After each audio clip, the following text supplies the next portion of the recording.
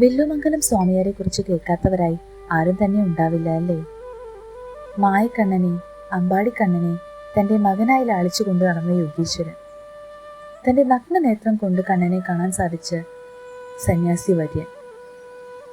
ക്ഷേത്രങ്ങളിലെ ശ്രീകോവിലിൽ പോലും ഭഗവാന്റെ യഥാർത്ഥ രൂപം അദ്ദേഹത്തിന് കാണാൻ സാധിക്കാറുണ്ട്. മഹാവിഷ്ണുവിനെ പല രൂപത്തിലും സ്വാമിയാർക്ക് ദർശിക്കുവാൻ കഴിഞ്ഞിട്ടുണ്ട്. ശ്രീ ഗുരുവായൂരപ്പൻ പല കുസൃതികളും അദ്ദേഹത്തോട് കാണിക്കാറുണ്ടെന്ന് വിശ്വസിച്ചു വരുന്നു. ഒരിക്കൽ സ്വാമിയാർ സാളഗ്രാമ പൂജ നടത്തിക്കൊണ്ടിരിക്കുമ്പോൾ നമ്മുടെ ഉണ്ണിക്കണ്ണൻ അവിടെ എത്തി പല കുസൃതികളും കാണിക്കാൻ തുടങ്ങി. സ്വാമിയാരുടെ കണ്ണുകൾ പൊത്തിപ്പിടിച്ച് ഓർക്കാപ്പുറത്തുള്ള ഈ വിദ്യ കണ്ട് അദ്ദേഹം ഞെട്ടിപ്പോയി. തിരിഞ്ഞു നോക്കിയപ്പോൾ കൊച്ചു ബാലൻ, മോനെ കുസൃതി ഒന്ന് കാണിക്കില്ലേ, ഞാൻ പൂജ നടത്തുകയാണ്. എന്നാലും കുട്ടി തന്റെ കുസൃതികൾ തുടർന്നുകൊണ്ടേയിരുന്നു. പൂജാദ്രവ്യങ്ങളൊക്കെ എടുത്ത് കളിക്കാൻ തുടങ്ങി. അരുതെന്ന് പല പ്രാവശ്യം പറഞ്ഞു നോക്കിയിട്ടും ആ ബാലൻ ചെവി കൊണ്ടില്ല. അവന്റെ കുസൃതി തരങ്ങൾ കൂടി കൂടി വന്നു. അവസാനം സ്വാമിയാർക്ക് ശുണ്ഠി വന്നു. പുറം കൈകൊണ്ട് കുട്ടിയെ തട്ടി മാറ്റി. അപ്പോൾ ആ ബാലൻ പറഞ്ഞത് കേട്ട് സ്വാമിയാർ സ്തംഭിച്ചുപോയി. അങ്ങനെ പുറം കൈ കൊണ്ട് തട്ടി മാറ്റിയല്ലേ? തീരെ വേണ്ടാത്തതല്ലേ പുറം കൈ കൊണ്ട് തട്ടി മാറ്റുക?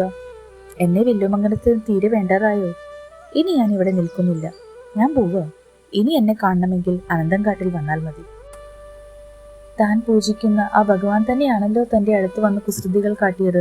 അത് മനസ്സിലാക്കാൻ തനിക്ക് സാധിച്ചില്ലല്ലോ എന്ന സങ്കടം കൊണ്ട് അദ്ദേഹം കുറേ കരഞ്ഞ് ഭഗവാനെ വിളിച്ചു നോക്കി. എന്നാൽ ഭഗവാനെ അവിടെ ഒന്നും കണ്ടില്ല. ഇനി ഭഗവാനെ കണ്ടിട്ട് മാത്രമേ വിശ്രമമുള്ളൂ എന്നുള്ള തീരുമാനത്തിൽ സ്വാമിയാർ അനന്തൻകാട് തേടി നടന്നു. പലരോടും ചോദിച്ചു, ആർക്കും ഒരു ഒത്തും പിടിയും കിട്ടിയില്ല. ഭഗവാനെ കാണുന്നത് വരെ യാത്ര തുടർന്നുകൊണ്ടേയിരുന്നു. അങ്ങനെ കാട്ടിലൂടെ കണ്ണനെ അന്വേഷിച്ച് അലഞ്ഞു നടന്ന സ്വാമിയാർക്ക് ഒരു കുടിലിൽ നിന്നും ശബ്ദം കേൾക്കാൻ ഇടയായി. ഒരമ്മ തന്റെ മകനെ ശാസിക്കുന്നതായിരുന്നു. ഇനി കുറുമ്പ് കാണിച്ചാൽ നിന്നെ ഞാൻ അനന്തൻകാട്ടിലേക്ക് വലിച്ചെറിയും.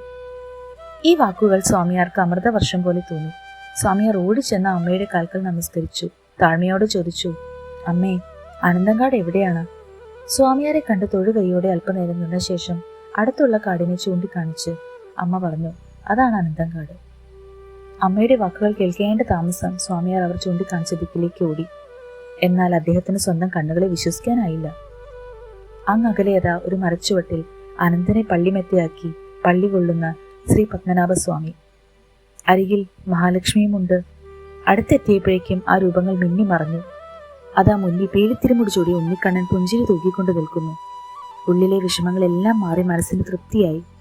ആ പാദങ്ങളിൽ നമസ്കരിച്ച് ക്ഷമാപണം നടത്തി. സ്വാമിയാർ ഭഗവാൻ അവിടെ പൂജ നടത്തി. ഈ സ്ഥലത്താണ് അനന്തപത്മനാഭസ്വാമി സാന്നിധ്യം സ്ഥിതി ചെയ്യുന്നത്. തൻ്റെ പ്രിയ ഭക്തരോടുള്ള നമ്മുടെ പൊന്നു ഉണ്ണിക്കണ്ണൻ്റെ കരുണയും വാത്സല്യവും തുളുമ്പുന്ന എത്രയെത്ര കഥകളാണല്ലേ നമ്മൾ കേട്ടിരിക്കുന്നത്.